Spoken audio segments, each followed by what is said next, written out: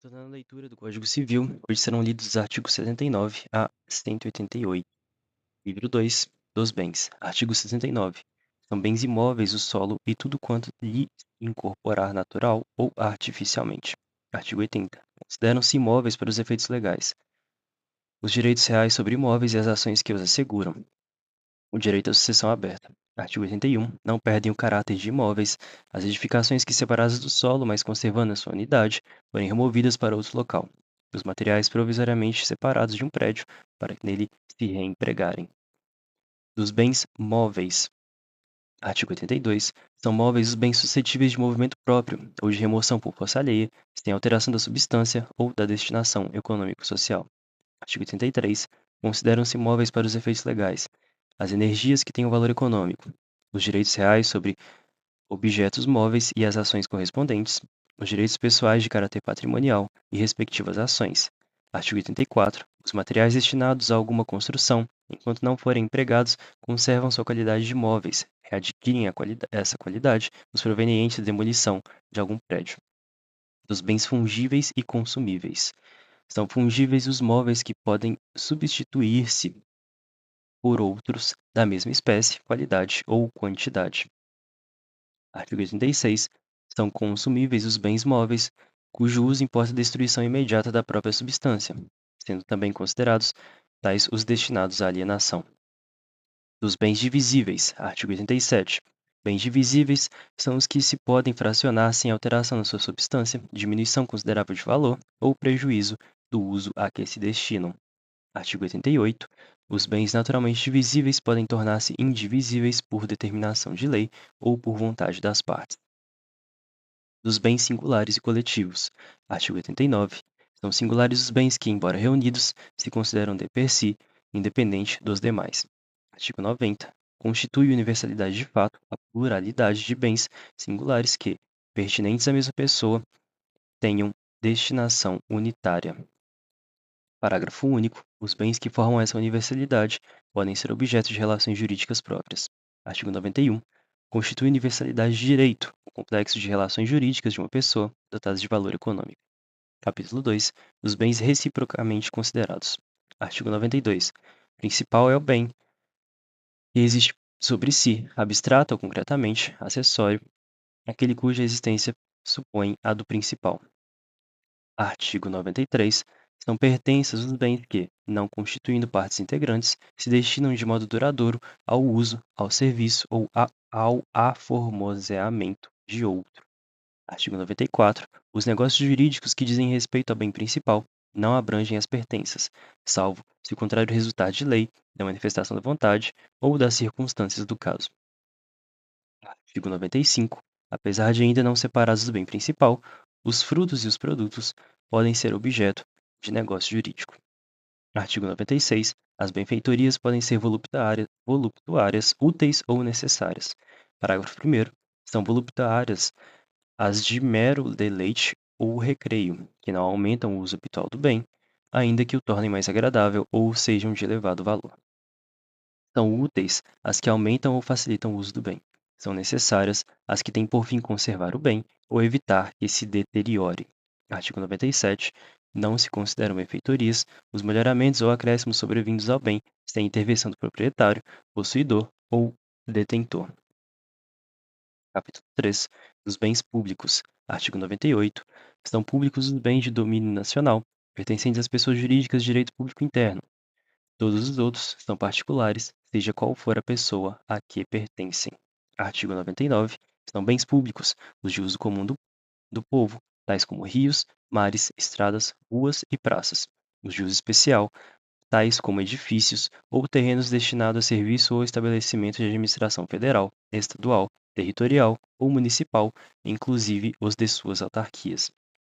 Os dominicais constituem patrimônio das pessoas jurídicas de direito público, com objeto de direito pessoal ou real de cada uma dessas unidades. Parágrafo único.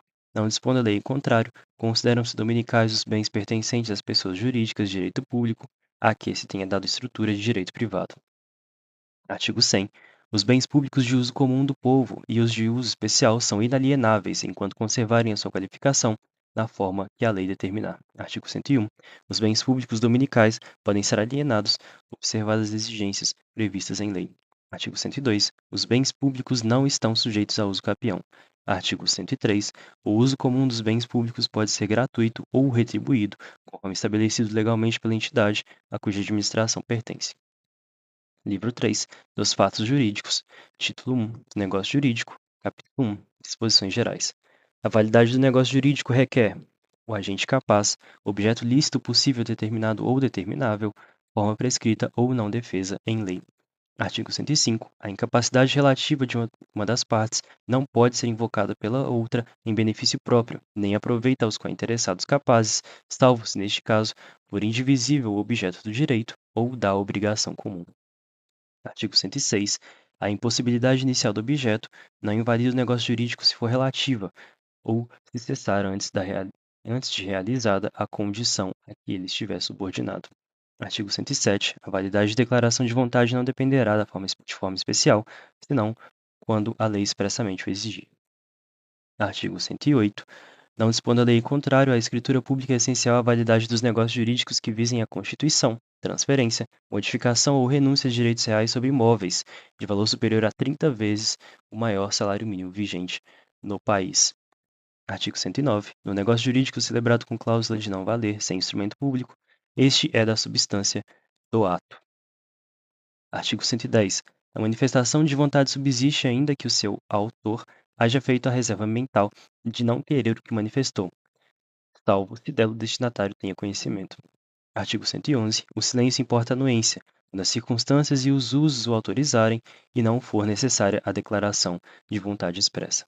Artigo 112. Nas declarações de vontade se atenderá mais à intenção nelas consubstanciada do que no sentido literal da linguagem. Artigo 113. Os negócios jurídicos devem ser interpretados conforme a boa-fé e os usos do lugar de sua celebração. Parágrafo 1º. A interpretação do negócio jurídico deve-lhe atribuir no sentido que, for confirmado pelo comportamento das partes posterior à celebração do negócio, corresponder aos usos, costumes e práticas do mercado relativas ao tipo de negócio, corresponder à boa-fé, por mais benéfico à parte que não redigiu o dispositivo, se identificável, perdão, corresponder a qual seria razoável negociação das partes sobre a questão discutida, inferida das demais disposições do negócio e da racionalidade econômica das partes, consideradas as informações disponíveis no momento de sua celebração. As partes poderão livremente pactuar regras de interpretação, de preenchimento de lacunas e de integração dos negócios jurídicos diversas daquelas previstas em lei. Artigo 114. Os negócios jurídicos benéficos e a renúncia interpretam-se estritamente. Capítulo 2 da representação. Artigo 115. Os poderes de representação conferem-se por lei ou pelo interessado. Artigo 116. A manifestação de vontade pelo representante dos limites de seus poderes produz efeitos em relação ao representado. Artigo 117. Salvo se o permitir a lei ou o representado, é anulável o negócio jurídico que o representante, seu interesse ou por conta de outrem, celebrar consigo mesmo. Parágrafo único.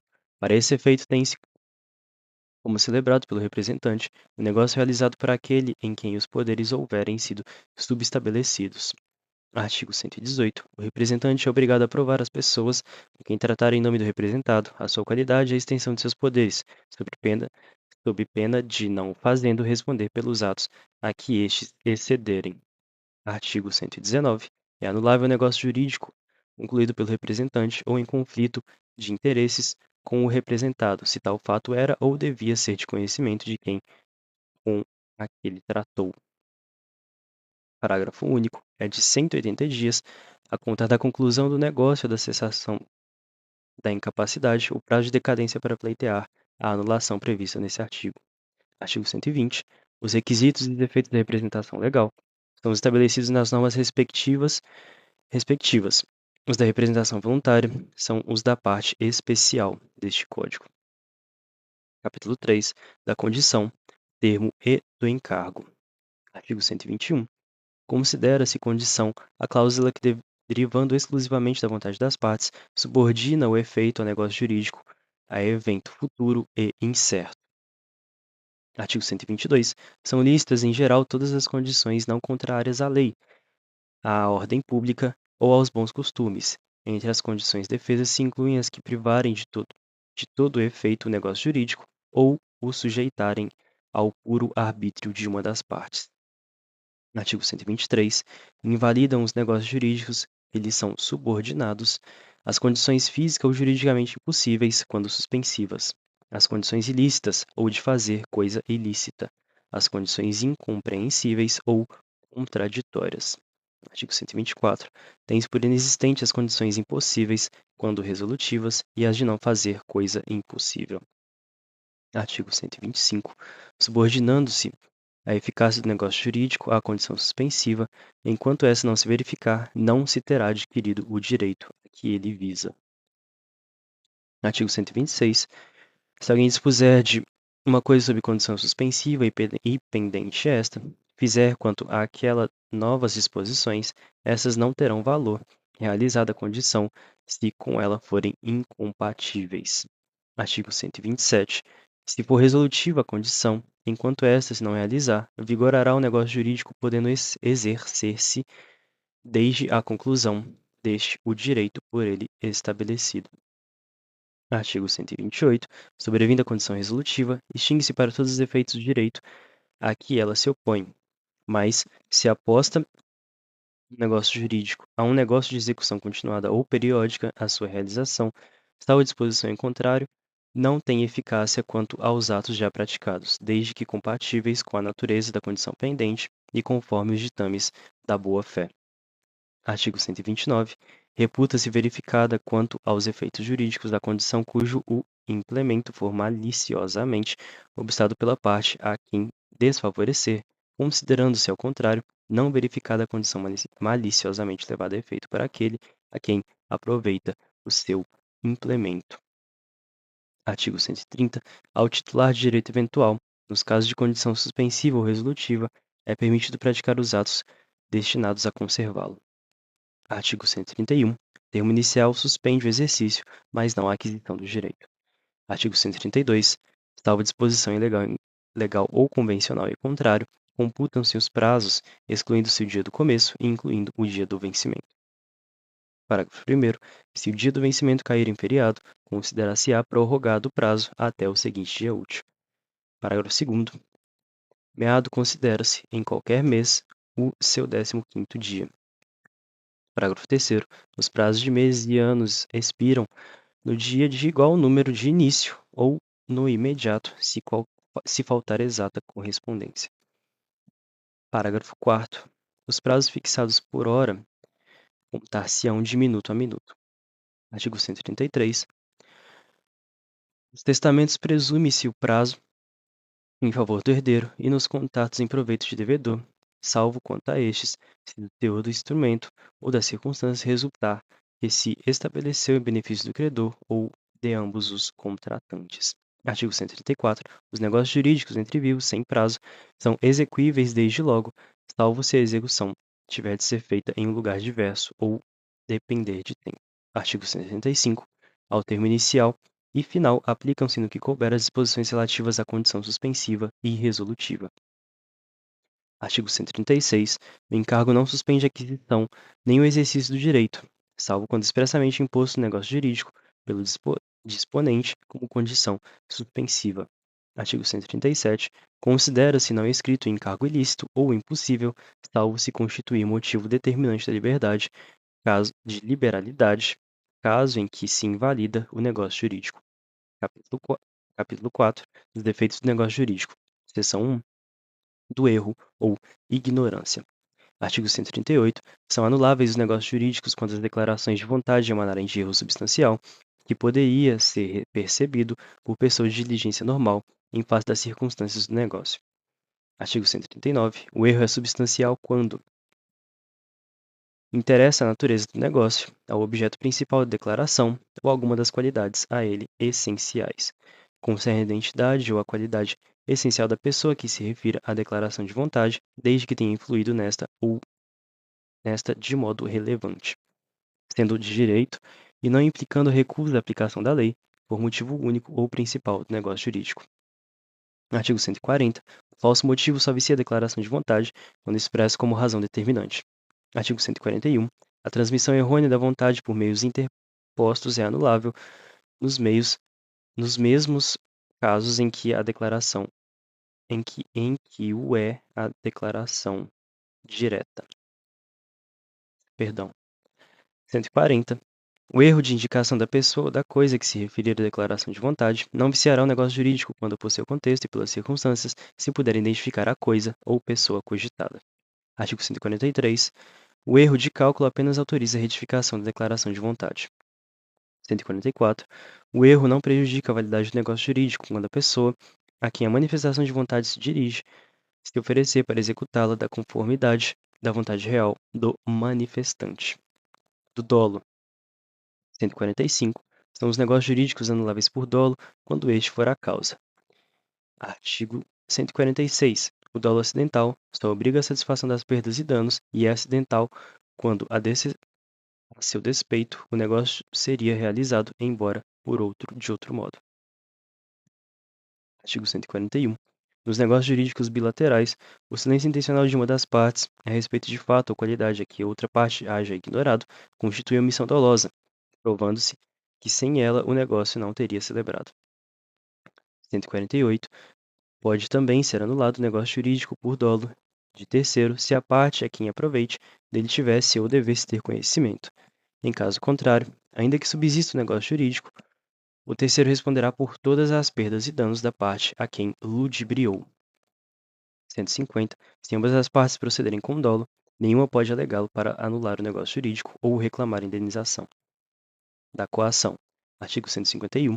A coação para viciar a declaração de vontade há de ciar tal que incuta ao paciente fundado temor de dano iminente ou considerável à sua pessoa, à sua família ou aos seus bens.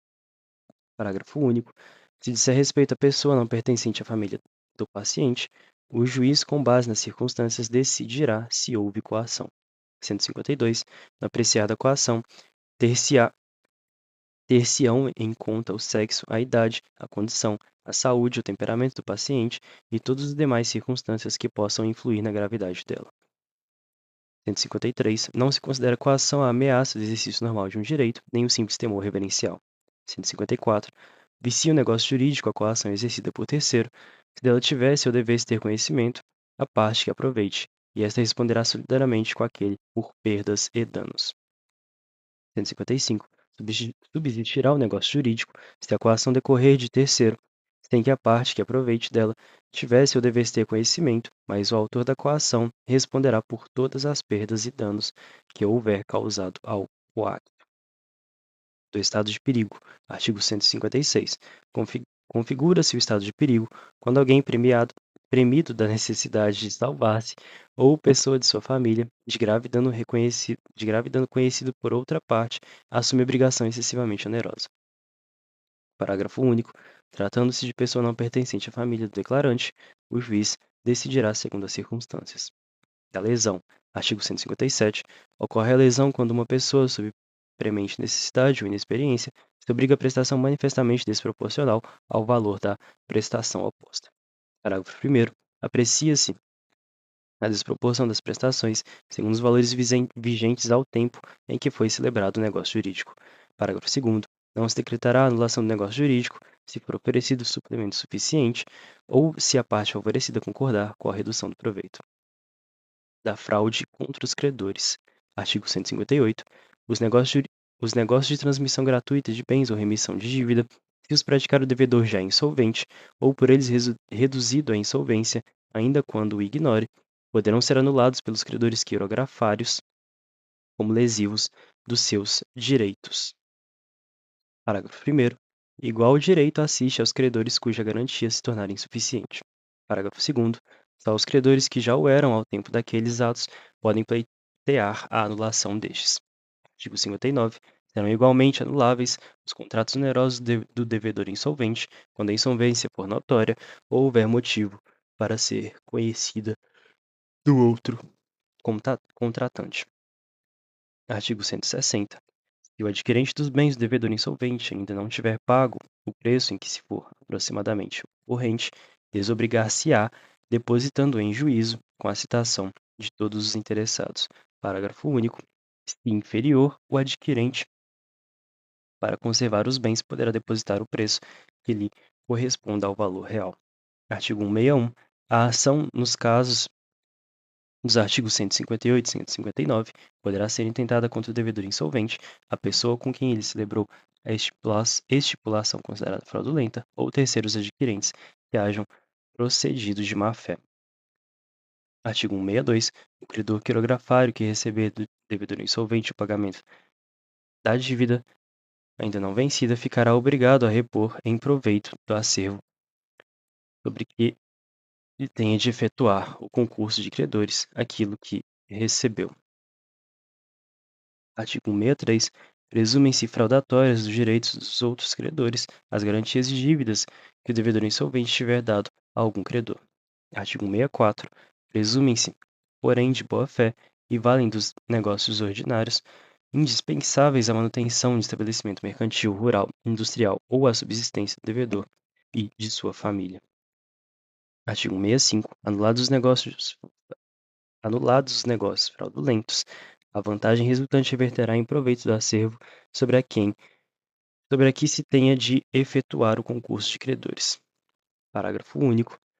E esses negócios tenham por único objeto atribuir direitos preferenciais, mediante hipoteca, penhor ou anticrese, sua invalidade importará somente na anulação da preferência ajustada. Artigo 5. Da invalidade do negócio jurídico. Artigo 166. É nulo o negócio jurídico quando, celebrado por pessoa absolutamente incapaz, por ilícito, impossível ou indeterminável seu objeto, o motivo determinante como ambas as partes for ilícito, não revestir a forma prescrita em lei, por preterida alguma solenidade que a lei considere essencial para a sua validade, tiver por objeto fraudar a lei imperativa, a lei taxativamente o declarar nulo ou proibir-lhe a prática sem comminar sanção. Artigo 67. É nulo o negócio jurídico simulado, mas subsistirá o que simulou, se válido for na substância e na forma. Parágrafo 1º. Haverá simulação dos negócios jurídicos quando aparentarem conferir ou transmitir direitos a pessoas diversas daquelas às quais realmente se conferem ou transmitem. Contiverem declaração ou confissão, condição ou cláusula não verdadeira. Os instrumentos particulares forem antedatados ou pós-datados. Artigo 2º. Ressalvam-se os direitos de terceiros de boa-fé em face dos contraentes de negócio jurídico simulado. Artigo 168. As nulidades dos negócios antecedentes podem ser alegadas por qualquer interessado ou pelo Ministério Público quando lhe couber intervir. Parágrafo único. As nulidades devem ser pronunciadas pelo juiz quando conhecer o negócio jurídico ou seus efeitos, assim encontrar provadas, não lhe sendo permitido supri-las, ainda que a requerimento das partes. Artigo 169. O negócio jurídico nulo não é suscetível de confirmação, nem comparece pelo decurso do tempo. Artigo 170.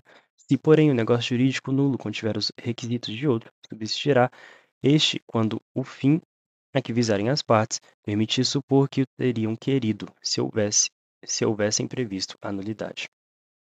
Artigo 171. Além dos casos expressamente declarados em lei, é anulável o negócio jurídico, por incapacidade relativa do agente, por vício resultante de erro, dolo, coação, estado de perigo, lesão ou fraude contra credores. Artigo 172. O negócio anulável pode ser confirmado pelas partes, salvo direito de terceiro. Artigo 173. O ato de confirmação deve conter a substância do negócio celebrado e a vontade expressa de mantê-lo. 174. É escusada a confirmação expressa quando o negócio já foi cumprido, em parte pelo devedor, ciente do vício que o inquinava.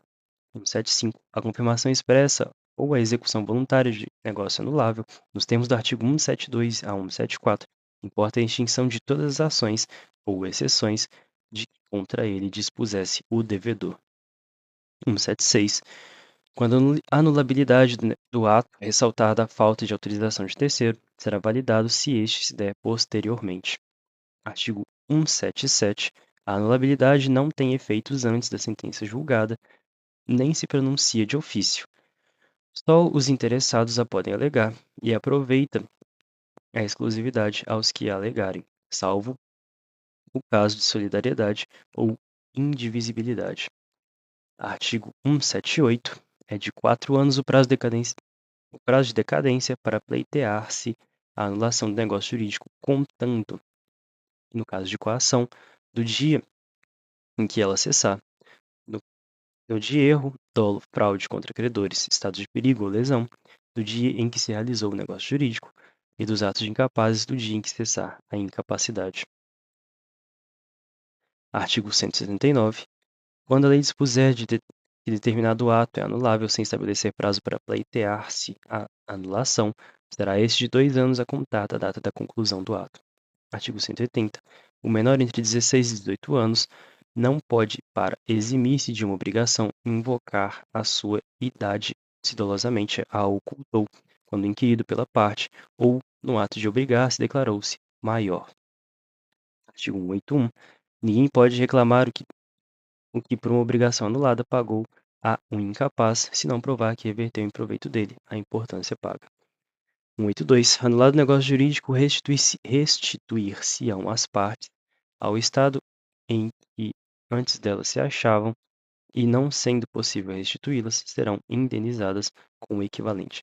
Artigo 183. A invalidade do instrumento não induz o negócio jurídico, sempre que este puder provar se por outro meio. Artigo 184. Respeitada a intenção das partes, a invalidade parcial de um negócio jurídico não prejudicará na parte válida, se esta for separável. A invalidade da obrigação principal implica das obrigações acessórias, mas a destas não induz a obrigação principal. Dos atos jurídicos lícitos. Artigo 185. Aos atos jurídicos lícitos, que não sejam negócios jurídicos, aplicam-se no que couber a disposição do título anterior. Título 3. Dos atos ilícitos. Artigo 186. Aquele que, por ação ou omissão voluntária, negligência ou imprudência, violar direito ou causar dano a outrem, ainda que exclusivamente moral, comete ato ilícito. Artigo 187. Também comete ato ilícito o titular de um direito que, ao exercê-lo, excede manifestamente os limites impostos pelo seu fim econômico ou social, pela boa-fé ou pelos bons costumes. Artigo 188. Não constituem os atos ilícitos os praticados em legítima defesa ou no exercício regular de um direito reconhecido, a deterioração ou a destruição de coisa alheia ou a lesão à pessoa, a fim de remover perigo iminente. Parágrafo único. No caso do inciso 2, o ato será legítimo somente quando as circunstâncias o tornarem absolutamente necessário, não excedendo os limites do indispensável para a remoção do perigo. Título 4 da Prescrição e da Decadência, capítulo 1 da Prescrição, seção 1, Disposições Gerais. O restante ficará para o próximo vídeo.